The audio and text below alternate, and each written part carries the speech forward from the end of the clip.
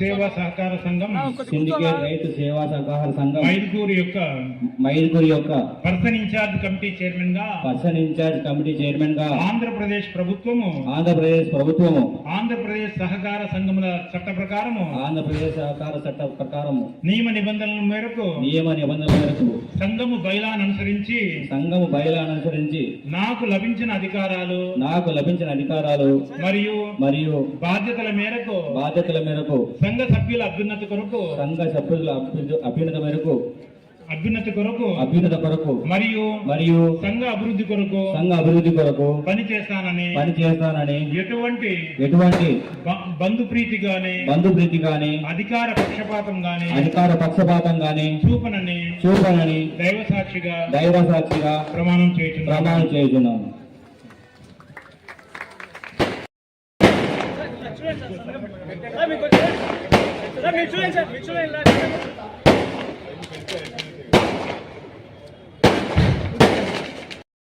బైనబోయిన నరసింహులు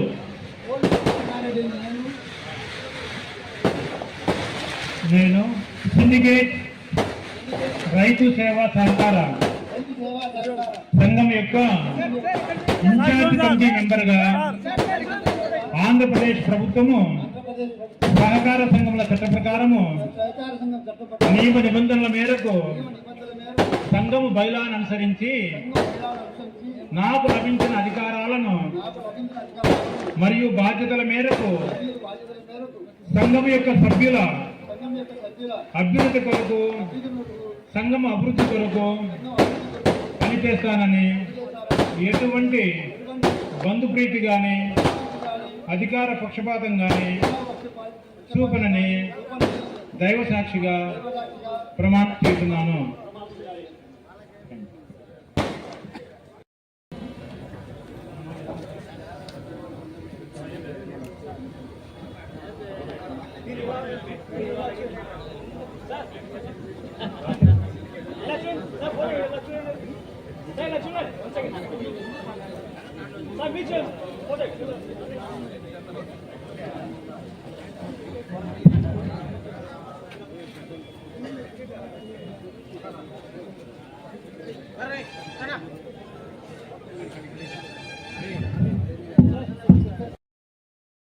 అలాగే మన బ్యాంకింగ్కి మన రైతుల దగ్గరికి అనుసంధానంగా ఉంటూ ఎటువంటి లాభాపేక్ష లేకుండా చెడ్డ పేరు చేయకుండా మసులుకుంటానని మన మైదుకూరు సిండికేట్ సేవా సహకార సంఘం చైర్మన్గా నేను ఈరోజు మీకు మాటిస్తున్నాను. మన బ్యాంకింగ్ అభివృద్ధి పథకం నడుపుతానని తెలుపుతున్నాను. ధన్యవాదాలు.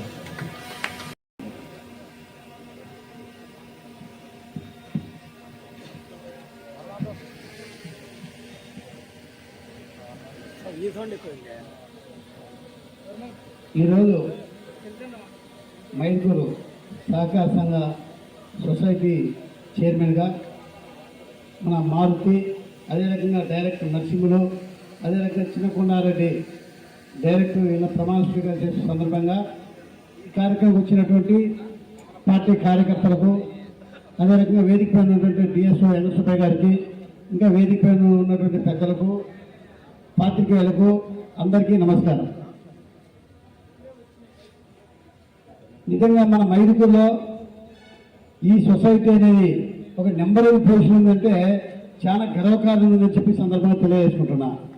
ఎందుకంటే ఇక్కడ ఇప్పుడే డిఎస్ఓ చెప్తున్నారు, అన్ని మన జిల్లాలో ఉన్నటువంటి అన్ని సంఘాల కన్నా మన మైదుకూరు సొసైటీలో చాలా మంచి పేరు, మంచి సొసైటీ అంటే మైదుకూరు అంట. ఇక్కడికి వచ్చి ట్రైనింగ్ తీసుకుని పోతానంటే మనందరికీ చాలా సంతోషకర విషయం చెప్పి సందర్భంగా మీకు అందరూ తెలియజేసుకుంటున్నా. అదేవిధంగా ఈ సొసైటీలో ఆదాయం ఉండేది కాదు. అయితే ఇక మైదుకూరు సొసైటీలో ప్రతి నెల 2 లక్షల రూపాయల ఆదాయం ఉంటుందంట ఇక ఈ సొసైటీలో. ఇక ఈ సొసైటీ ఎప్పుడు ఏర్పడిందంటే 1975లో ఏర్పడి కొన్ని సొసైటీలు సుమారు 1925 నుంచి ఏర్పడిన సొసైటీలు తగ్గింది కాదు. ఇది ఓన్లీ 1975లో ఏర్పడి ఇప్పటికి సుమారుగా రైతుల డబ్బులే ఎఫ్డి రూపంలో 5,30,00,000 ఎఫ్డి రూపంలో ఉందంటే అది ఎంత మంచి సొసైటీ మీరు అర్థం చేసుకోవాలా. ఏ సొసైటీలో ఇంత ఫిక్స్డ్ డిపాజిట్ అనే స్కీమ్ ఎక్కడ లేదు. ఈ సొసైటీలో ఫిక్స్డ్ స్కీమ్ రూపాయల రైతులందరూ పెట్టినందుకు చాలా సంతోషము. ఇక్కడ బ్యాంకుల తరఫున సుమారు 10.5 కోట్ల రూపాయలు బ్యాంకు తరఫున లోన్ ఇస్తే ఇక మన గవర్నమెంట్ 30 లక్షలు కలిపి 15 కోట్ల రూపాయలు రైతులకు రుణాలు ఇవ్వడం జరిగింది. ఈ రైతులు కూడా ప్రతి ఒక్కరు చెప్పారు, రైతులకు ₹1,00,000 లోన్ ఇస్తే 10,000 పట్టుకొని 90,000 ఇస్తామని చెప్పి ఇప్పుడే మన డిఎస్ఓ గారు చెప్పడం జరిగింది. 2 రోజుల నుంచి నా దృష్టికి రాలేదు, ఇప్పుడు దృష్టికి వచ్చింది. ఖచ్చితంగా రేపు మన ముఖ్యమంత్రి చంద్రబాబు దృష్టికి తీసుకొని ఖచ్చితంగా ఒక ప్రణాళిక తీసుకొచ్చి రైతాంగానికి 25-30 లక్షల రూపాయలు ఆస్తులు పెడితే వీళ్ళు ఇచ్చేది 4-5 లక్షలు ఇచ్చేది.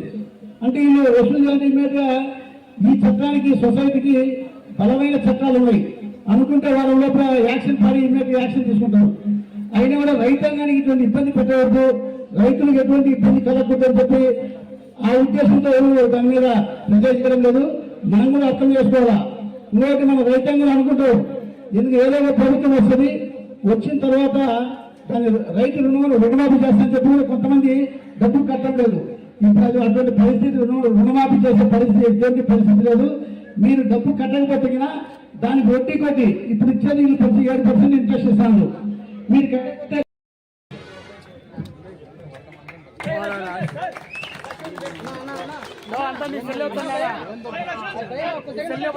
మొత్తము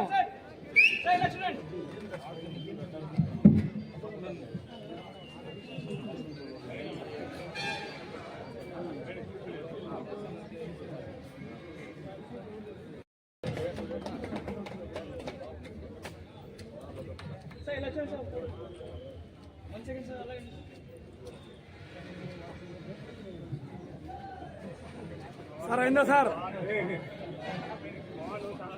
అయిందా సార్ ఇటు చూడండి.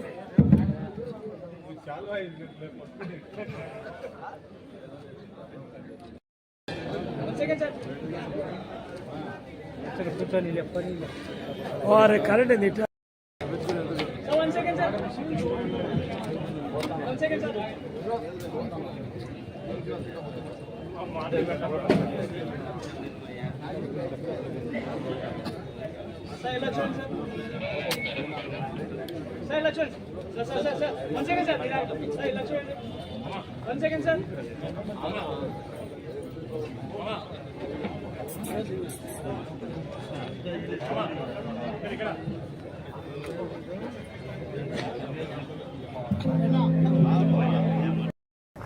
ముఖ్యంగా నాకు ఈ అవకాశం ఇచ్చినందుకు మన ఎమ్మెల్యే గారికి కృతజ్ఞతలు తెలుపుతూ, అదేవిధంగా రైతులకు అందుబాటులో ఉండి యూరియా కానీ సతవలు కానీ మందులు కానీ అన్ని సకాలంలో అందిస్తూ బ్యాంకుకి మరియు మన మైదుకూరు నియోజకవర్గానికి మంచి పేరు తెస్తానని సభాముఖంగా తెలియజేస్తున్నాను.